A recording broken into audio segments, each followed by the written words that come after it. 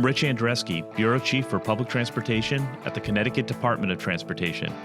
And I'd like to welcome you to Along the Lines, a podcast series where we'll explore current issues and ideas on Connecticut's public transportation system.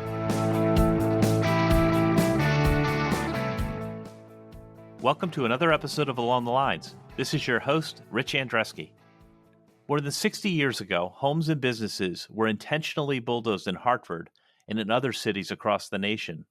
This was all done in the name of urban renewal. The new roads that took their place enabled faster movement into and out of the city, but as we soon learned, at the expense of the social fabric that united neighborhoods. Today, we are seeing a reversal of that trend, and there is now a renewed focus on stitching the city back together. In today's conversation, we'll talk about the impact that I-84 and I-91 had on Hartford's neighborhoods, and about the Hartford 400 plan and iQuilt program, a plan designed to re-engineer roadway infrastructure to make way for new neighborhood development. I'm pleased to be joined by Jackie Mandyke, Executive Director of the iQuilt Partnership, and Randall Davis, Deputy Director of Development Services from the City of Hartford. We're going to discuss the impact of urban renewal and how the city can reclaim land for new homes, businesses, and reconnect neighborhoods. Jackie and Randall, welcome to the program. Good morning. Thank you so much, Rich. So Jackie and Randall, thanks for joining me. I'm really excited by this topic. I love history and I love urban design. So let's get into the conversation. Jackie, can you give us a little background on the iQuilt plan? What a great name that is. And tell us a little bit about where you are now with your goals. Well, thank you, Rich. And, from your introduction about stitching neighborhoods back together, that's exactly where iQuilt got its name, is we're trying to stitch things together to make it more than just a single project. And, the iQuilt partnership really started almost 12 years ago.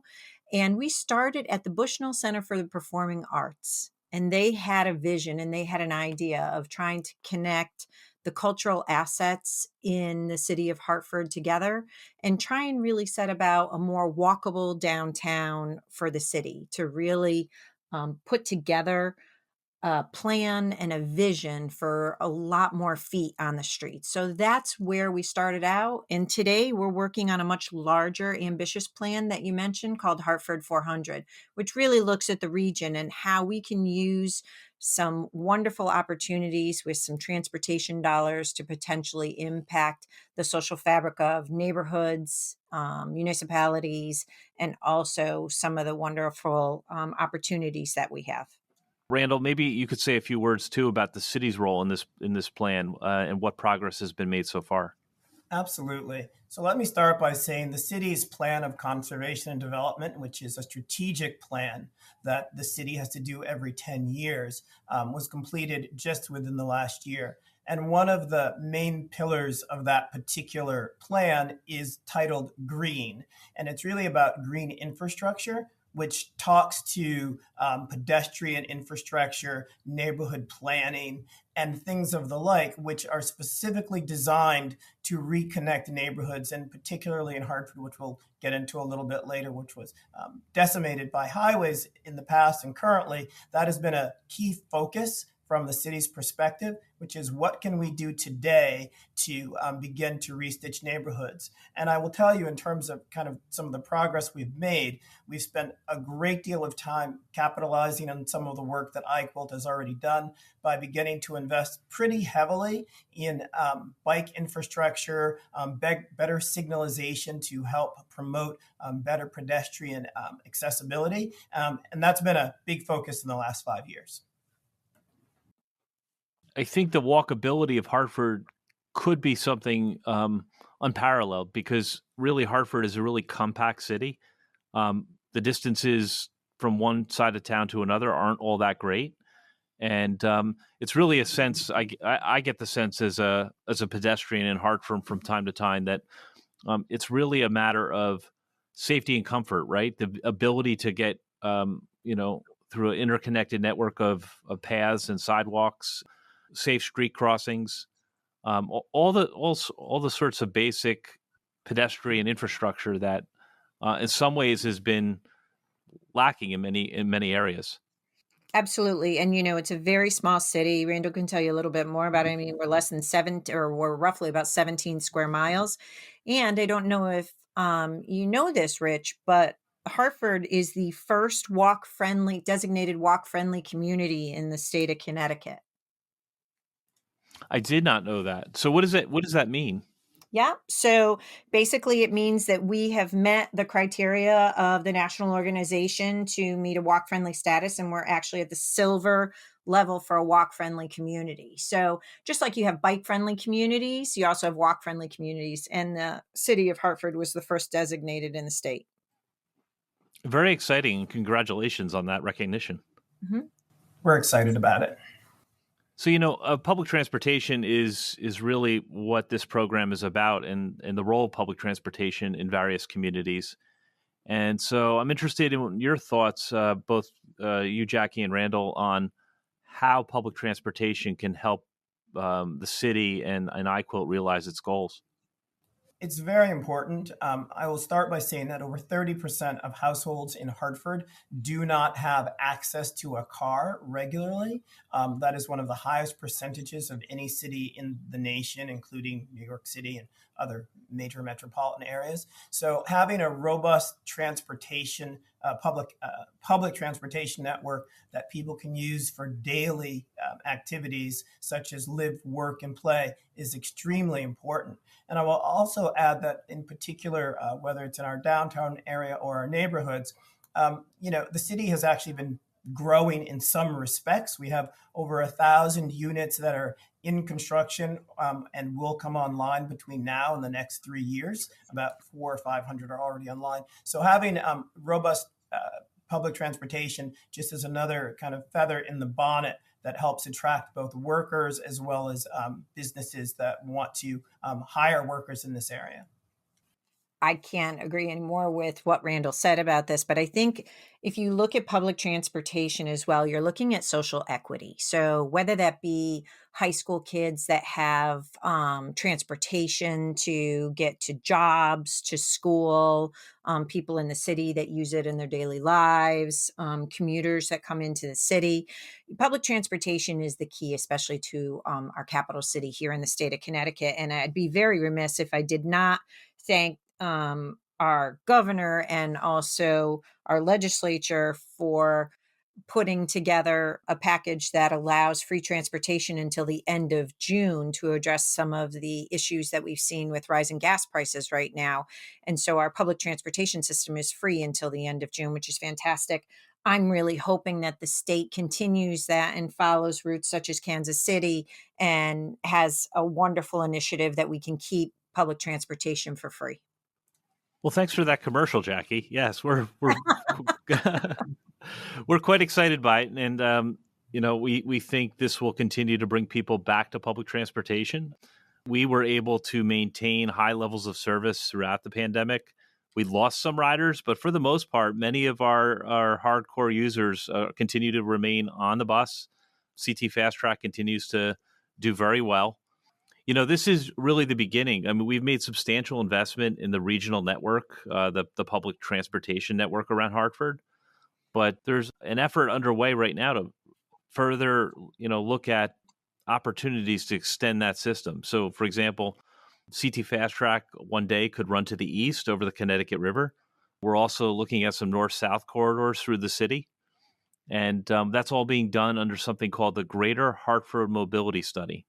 So I'm sure both of you are involved and aware of that. I'm wondering if you have any thoughts on where public transportation might take the city in the future. If I may, I just want to add an additional comment to what you and Jackie said in reference to the public transportation. The city of Hartford also has electric scooters, which is linked by Super Pedestrian, and we are one of their top markets. And I know that they have a lot of information that you may be privy to, Rich, where people are using those not only to get around Hartford, but also to access bus services that might be taking them outside of Hartford. So the city's been partnering with other organizations as well that continue to bolster the public transportation. I just wanted to add that because it's a really exciting feature that I missed. Sorry about that. No problem, Randall. We get a little bit focused, don't we, collectively on sometimes the modes, but it's really about what makes sense for which markets, right? And sometimes that means walking, and sometimes it means a bike or scooter share, and sometimes it means jumping on the bus. No doubt.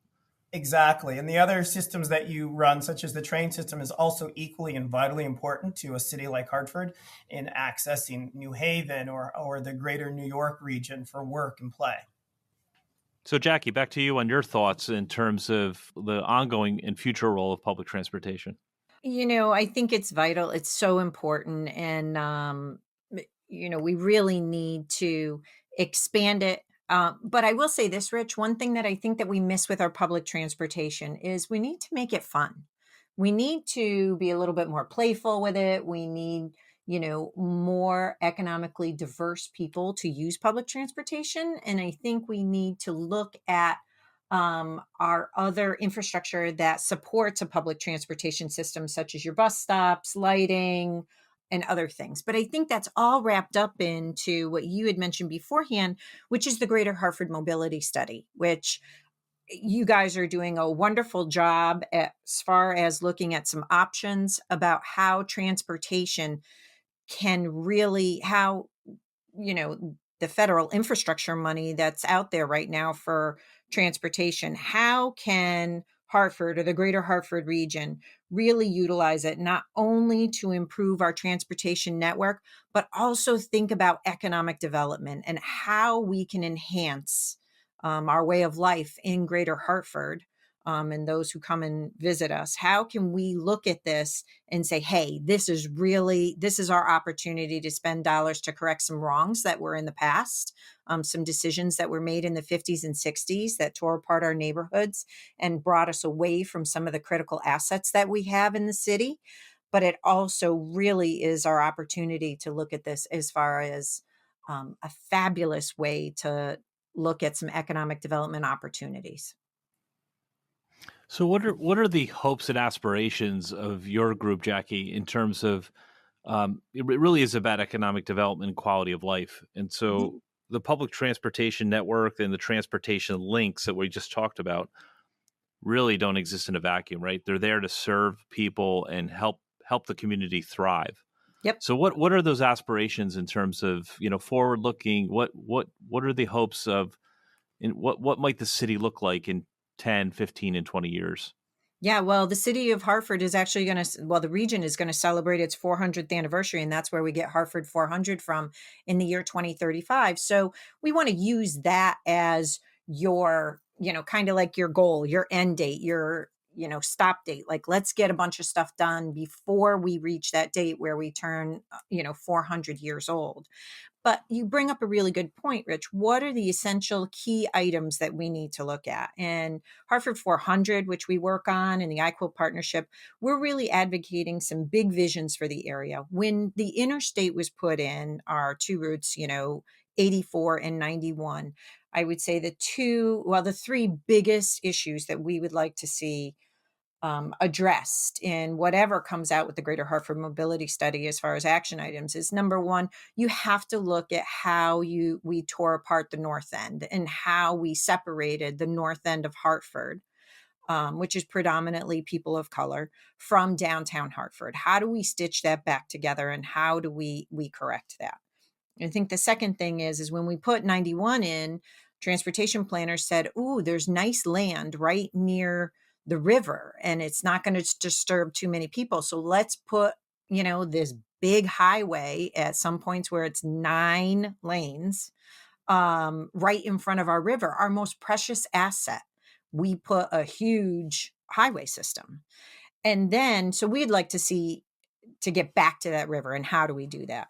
And then from our first analysis, and we use a lot of your data at DOT, if you remove the interchanges both in Hartford and East Hartford, and I think it's very important to mention that East Hartford is a critical component of this, we estimate that if you make some changes, you could pick up 28 acres of developable land in prime real estate in Hartford and over 100 acres in East Hartford. We have done some severe damage to East Hartford and how the decisions were made in the 50s and 60s about how we do our interchange and how we put together our transportation system. So those are the big three. We want to see some of those items corrected, and we want to see those as far as the big goals for any kind of transportation plan with the Greater Hartford Mobility Study. Yeah, Randall, back to you. I know you have some strong family ties to the North End. Maybe you could give your perspective on Jackie's comments. Absolutely. Let me start by saying I think Jackie extremely eloquently parsed exactly what has occurred here in the city. And to your point, yes, my family's been in or around the North End for about 100 years now, and absolutely the highway decimated the connection between the North End and the downtown area, which has had economic impacts over the years as well as disinvestment. So when I look at this plan, which, as Jackie noted, takes all of the work that was done before and puts it together and looks at it in an extremely holistic way, I see a vision for the future that is a much better Hartford than it has been for a while by restitching communities. And as I mentioned before, that is one of the pillars in our plan of conservation and development. And all of this, to the points that both of you made, comes back to really great opportunity for economic improvement within the city overall, and that would be for all residents. And so I'm excited about the opportunity, and I think that's one of the biggest and most important words for this particular plan is it's really a generational opportunity. If we can put 80, 90, 100% of this into both action and implementation, the impacts economically for both Hartford and the region are profound. And I just want to also make one more comment, which is that will have amazing and important impacts in Hartford. Most of these major projects will have extreme regional impact in a positive way. For sure, Randall. And I think, reconnecting communities that were severed by these highways, and Jackie, to your point, bringing new access to the waterfront and bringing together East Hartford and Hartford, all are really top level and very important goals. And I'm wondering, though, in the future, what does the city look like in terms of its employment base and its housing stock? And does the city become more residential? Is it still going to be, in your view, a commuter destination? What about arts and entertainment? Just wondering if you could add a little color to that. So, let me start by saying, as one of the things that we're doing currently within the Department of Development Services, our planning department has initiated a neighborhood planning study that goes to the point you're talking about, which is how do you place make within communities that feed into the larger entire city of downtown, because that impacts how you attract businesses. It impacts how you attract people to live downtown. As I mentioned earlier, we have just 4 projects alone are bringing in about 1,000 new units. And over the last 5 to 8 years, we've actually opened about 1,200 new units within the city of Hartford. So to your point, I do think it's going to be interesting what Hartford looks like. There will be more people downtown. It will be more active. And that is one of the goals, is to make Hartford more active and more thriving as it had been in the past. Rich, I agree with Randall, but, I think you're asking us the wonderful crystal ball, and I would be a millionaire if I could actually tell you exactly what Hartford's going to be looking like in the future, both how we play, how we work, how we live. I think, if you look at the past 2 years and what we've all been through, all over the world, I think you really get a sense for what cities and neighborhoods and communities need, right? We know that outdoor play and transportation methods are extremely important. We know that several people will determine where they settle based on the quality of life and not necessarily where they have a job, right? We've seen that over the past 24 months. I don't think that lifestyle is going away. So I think it's critical and so important that as we look, and the Department of Transportation in the state of Connecticut, you all are the people who receive the largest chunks of money. Infrastructure takes up the largest chunks of money as far as the potential to impact both transportation and economic development. And I think you all are really going to be at the forefront of helping all of us create a vision for what that is. And you all can make a lot of choices, as we've seen over the years, that are going to impact generations to come. So, we've got a lot of really good things that are happening, as Randall said, in the city. I would love to see, and it's one of my passions, there is a freight rail line in the city of Hartford that leads into multiple other contiguous communities. And I would love to see a rail trail designed on that, maybe an 8-mile rail trail from downtown Hartford all the way through two of our adjoining communities. I think that kind of development to show some progress very quickly is very important. And that type of asset to the city, I mean, if you look at Atlanta, New Orleans, North Carolina, DC, there's a lot of people doing these types of things. People use them to commute, they use them to play, they use them to get to school.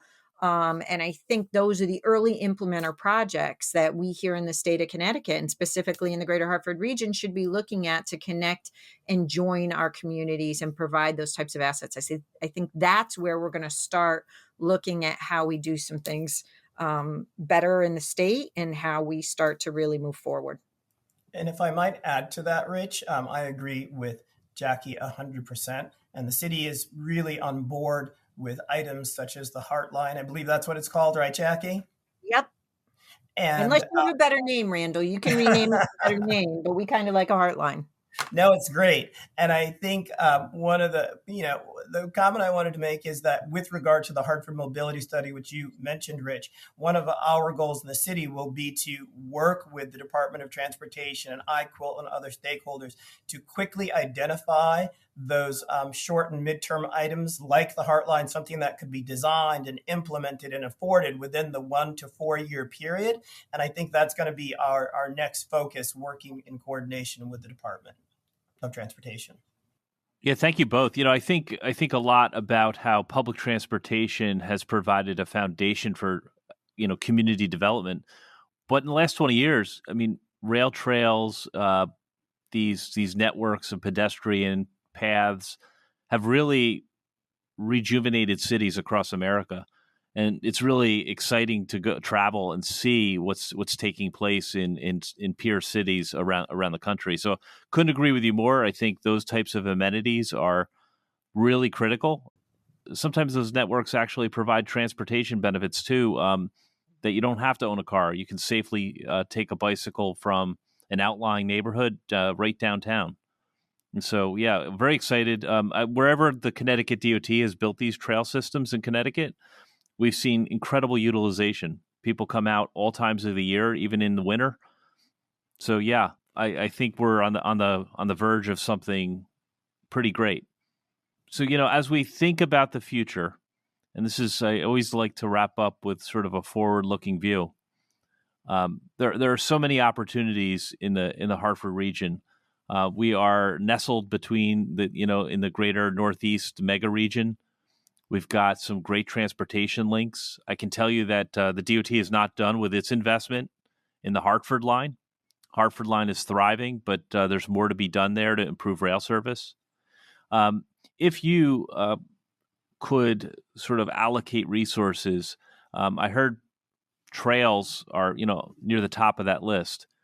What would be some of the other actions that you would take if you were commissioner, let's say, and Commissioner of Transportation, and had that magic wand and could decide where those investments get made?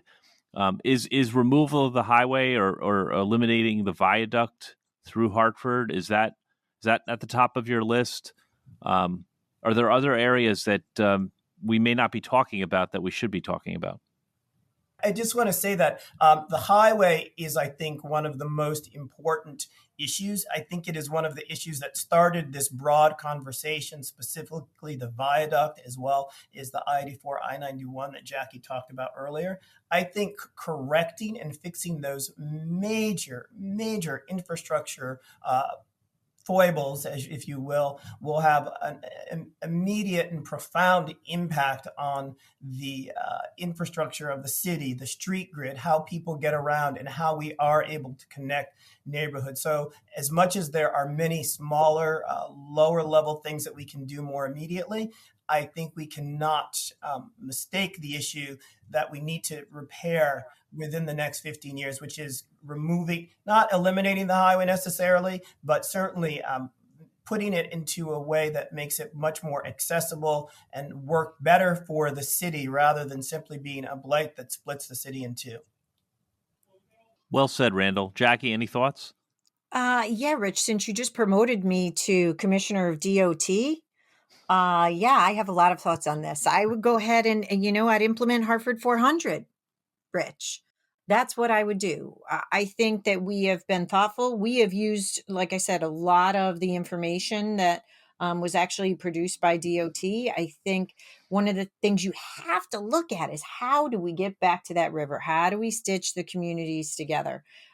That is where we need to start. We need to think, I often say to people, we have for a very long time with redevelopment and I'm not just saying in Hartford, I say in Greater Hartford with redevelopment, we have said, and even in our transportation infrastructure, we have said that just okay is okay. I think now is the time to think boldly, think ambitious, and really make a statement. Something that our kids will be extremely proud that we today thought that this is where we needed to go and did the right thing. And I think that's the big thing. We can't allow, a specific number to impact us. We have to think bold. We have to think ambitious, and we have to look at some really cool alternatives that reach those goals that we want out of this project. So, Jackie, if our listeners are interested in learning more about iQuilt and Hartford 400, where can they go? Yep, they can go to hartford400.org, or they can go to the iQuiltplan.org and look us up. And I would also recommend, in a plug for state DOT, I would go to the Greater Hartford Mobility Study and check out some of the options that the region and DOT is looking at for the Greater Hartford region. Jackie, I can't think of a better way to wrap up this podcast.